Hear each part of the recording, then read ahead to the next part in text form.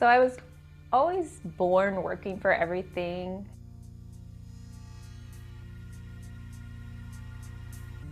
My husband hates it when I say this, but I don't believe that I have any natural abilities or natural talents. Because I struggle every single day seems like a fight. But grit is passion and perseverance in spite of the obstacles.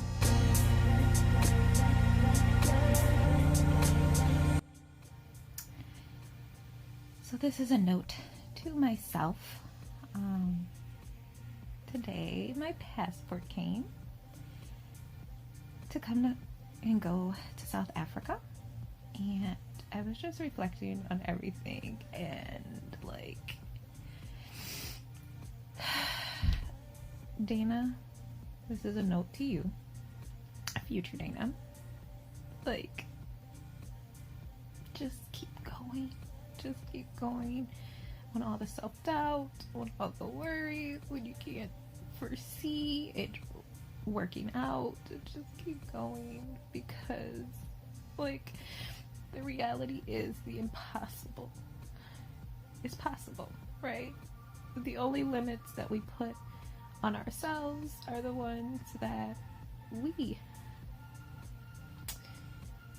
and even when at times you don't believe in it, like, the vision was given to you for a reason, right? So cherish that. Like, don't let go of that. So I was just thinking about that because I think it's super, super important. And maybe one day somebody else will hear this too, and they'll know that, ugly cry and all, like, you were made for more. You were made for better, and it's not going to be easy, and that's okay. Like, it's not that it's easy, it's that it's worth it. It's worth it, worth it, worth it. I literally had like $0, right?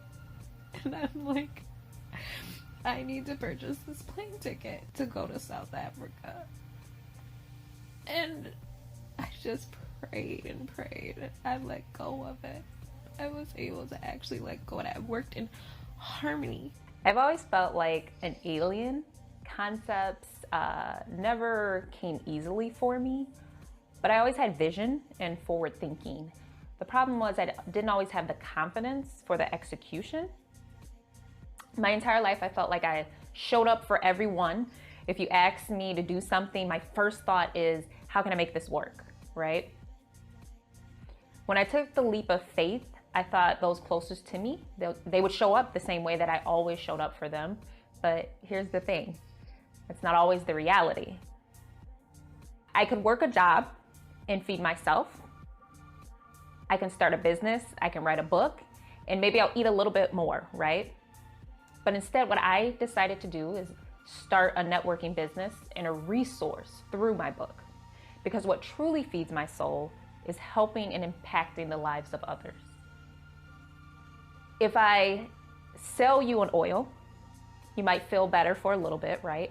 But if I educate you and I show you how to use that oil, I've empowered you.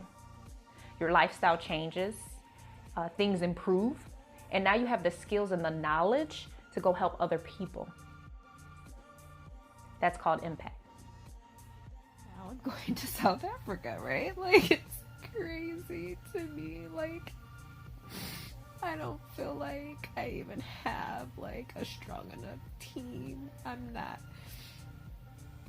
a good enough leader. Like, I don't feel like I have the things, but I know that that's where I'm supposed to be. And the constant confirmation of that, I need to keep going.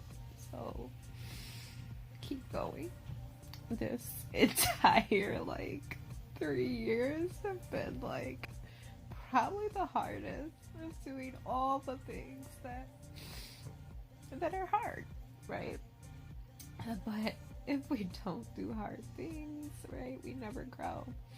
Like, we cannot get beyond We cannot get where we're trying to go, where we're supposed to be. It's not even what you're trying to do. It's just living to the potential of who you're supposed to be, right? Like, that is the reality of it. Like, nobody else has to see it. Nobody else has to understand the vision. It's just keep going.